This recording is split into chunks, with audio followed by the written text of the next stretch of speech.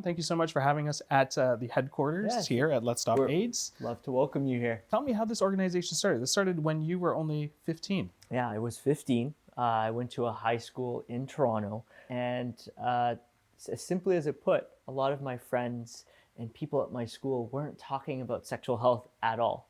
I wanted to do something about it. Noticed that more of my friends were getting pregnant, STIs, and potentially HIV.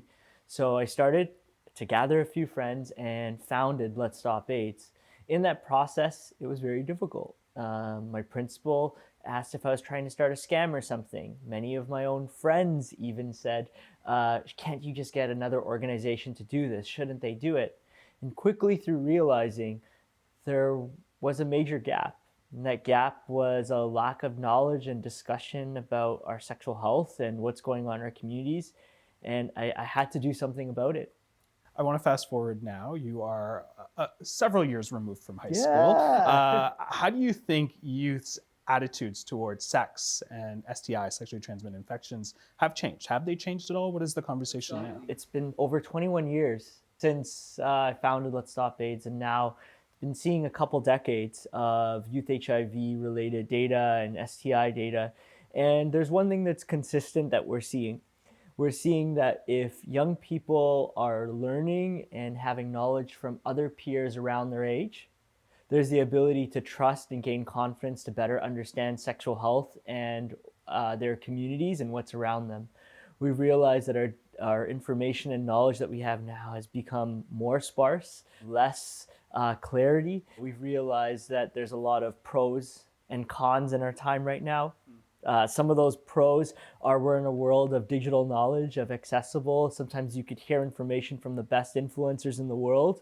And some major constraints are that there's no reliability on the information, a lack of access to those services, of trying to actually understand where they are. Like we found that 64% of young Canadians didn't really know where to access those services. Like these are major problems in our country. Some people will say that a lot of progress has also happened in that short period of time. We talk about the 20 years Yes. from high school. Yes. Tell me a little bit about that as well. In terms of progress, has been significant. We're in a time now where we do have tools that are available that could actually allow you to be tested quicker.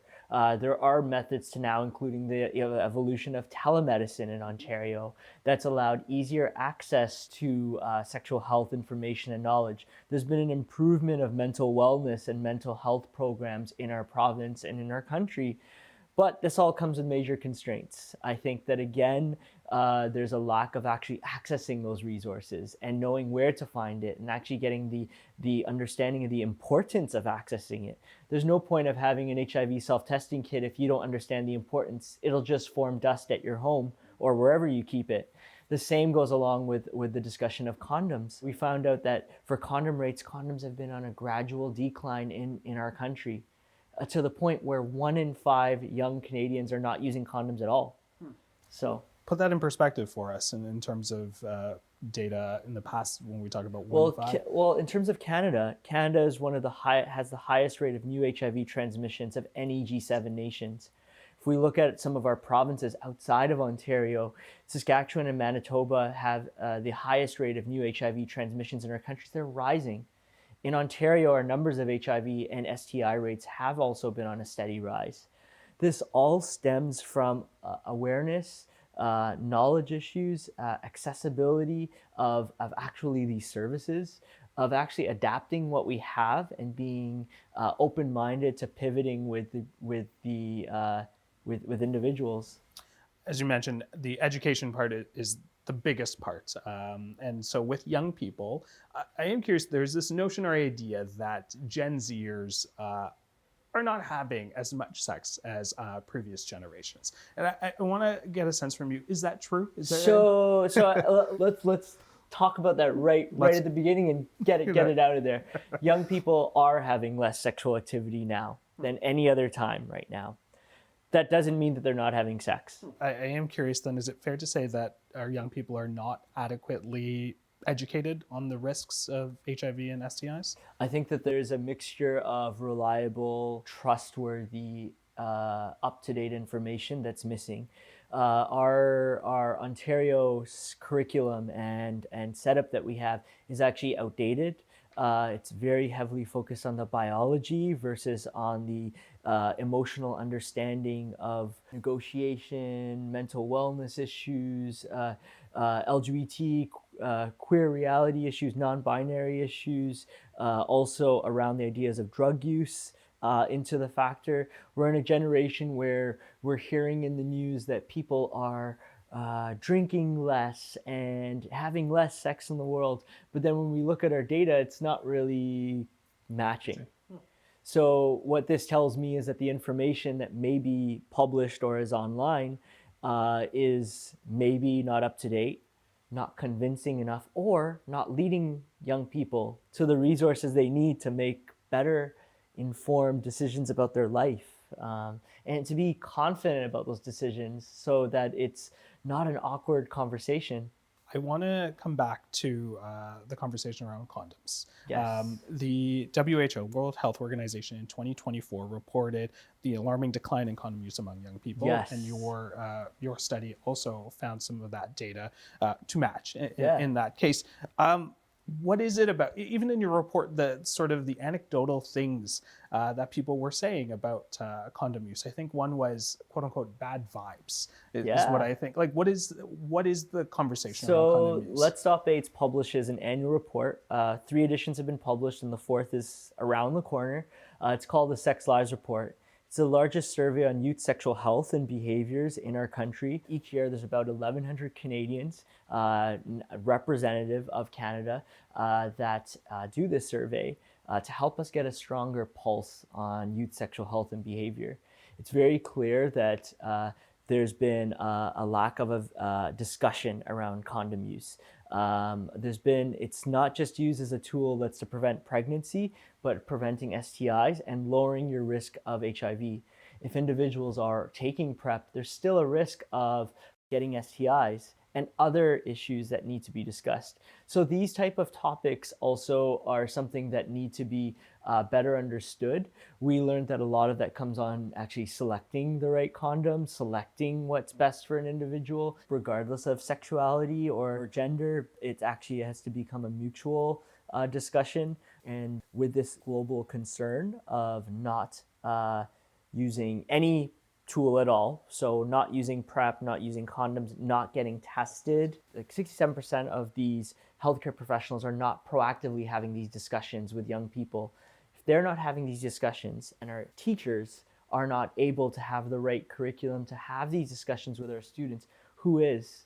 Their parents, their friends, who may not have the most up-to-date information, who may not even want to have this discussion due to the taboos around in their cultural norms.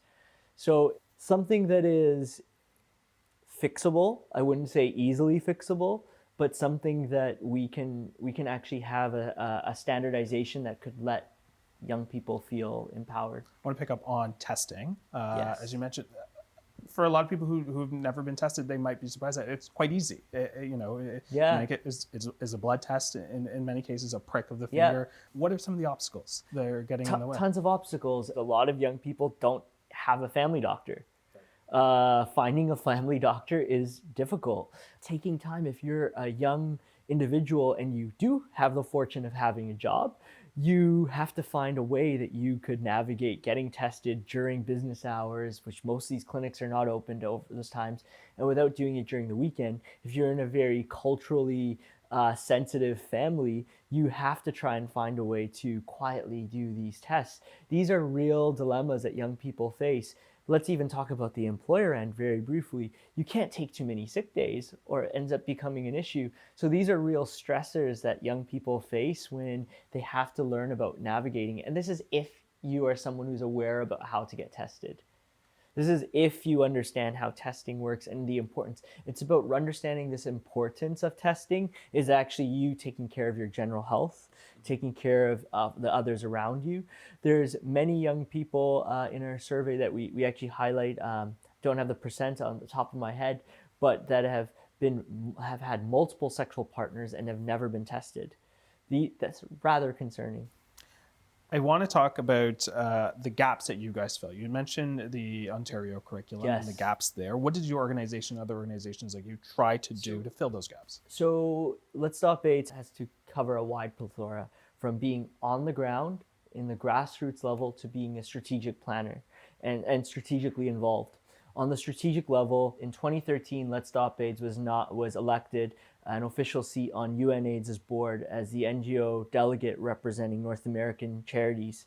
We use that platform to be able to advocate and be able to mention these topics on a global level.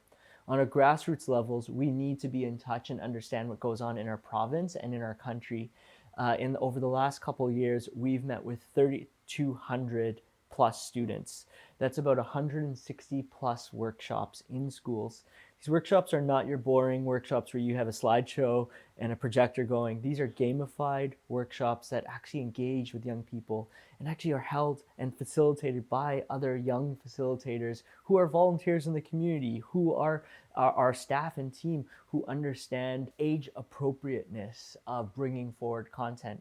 There's something very important about that. It's about building comfort, about building confidence, about building understanding, and also realizing that teachers are buying lectures and workshops online, whereas when we are providing these, it's actually up to date and it's actually fun. With that being said, if there are people who are interested in making a difference on a individual level, Yeah. what are your recommendations?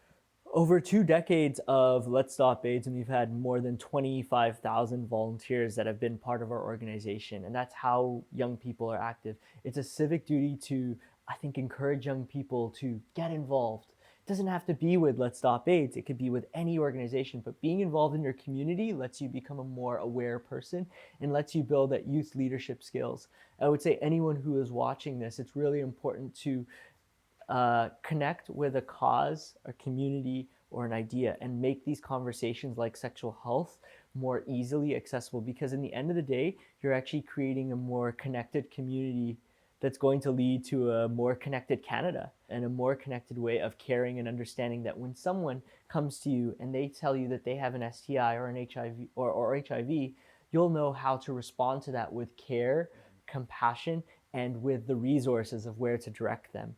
We're going to leave it there. Shaman, thank you Thank so much. you. Really appreciate it. Thank you. And thank you for all the work that you guys do. Oh, thank you.